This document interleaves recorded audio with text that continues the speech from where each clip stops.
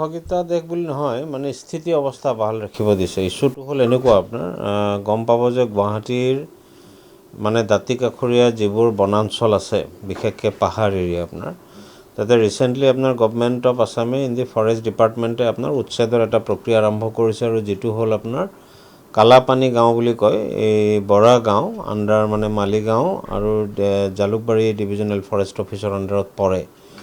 তাতে তেওঁলোকে এটা বিশেষকৈ প্ৰায় 1000 ৰেজিডেণ্ট আছে আপোনাৰ সেইখিনি এৰিয়াত। তো নটিচ ইছ্যু কৰিছে যে 7 দিনৰ ভিতৰত তেওঁলোকে ঠাই ত্যাগ কৰিব লাগে, আৰু মানে নহ'লে তেওঁলোকক ইভিকশ্যন কৰা হ'ব।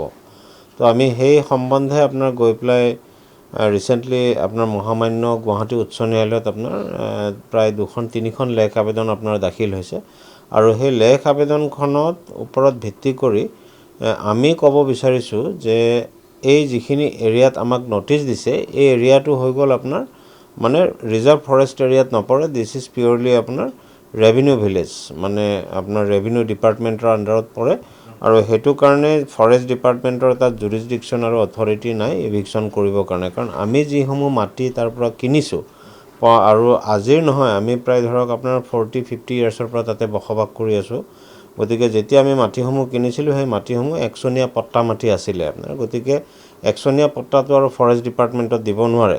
গতিকে গোটেই তথ্যসমূহ চালি জাৰি চাই পেলাই আপোনাৰ মানে মহামান্য গুৱাহাটী উচ্চ ন্যায়ালয়ে যোৱাকালি আপোনাৰ নটিচ ইছ্যু কৰিছে, ডিপাৰ্টমেণ্টৰ পৰা এফিডেভিট বিচাৰিছে যে তেওঁলোকৰ ষ্টেণ্ড কি, বিশেষকৈ ফৰেষ্ট ডিপাৰ্টমেণ্ট আৰু ৰেভিনিউ ডিপাৰ্টমেণ্ট বহুত ডিপাৰ্টমেণ্টৰ পৰা বিচাৰি পেলাই কৈছে যে আপোনালোকে কেনেকৈ এই এৰিয়াটোক ডিমাৰ্কেট কৰিছে নেকি, যে কোনখিনি ফৰেষ্ট এৰিয়াত পৰে আৰু কোনখিনি ফৰেষ্ট এৰিয়াত নপৰিব।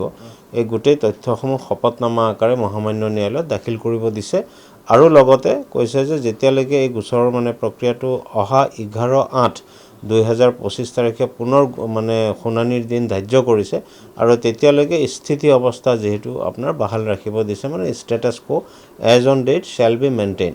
তাৰ মানে হ'ল যে এতিয়া উচ্ছেদ প্ৰক্ৰিয়াটো সাময়িকভাৱে মানে তাত বন্ধ থাকিব। আপোনাৰ 11 তাৰিখৰ শুনানিৰ পিছত যদি মহামান্য ন্যায়ালয়ে দেখিছে যে এইটো ফৰেষ্ট লেণ্ড হয়, তেতিয়াহ'লে সেই আইন মতে যিটো ফৰেষ্ট আইন আছে, সেই আইন মতেহে গভমেণ্টে উচ্ছেদটো কৰিব পাৰিব আপোনাৰ।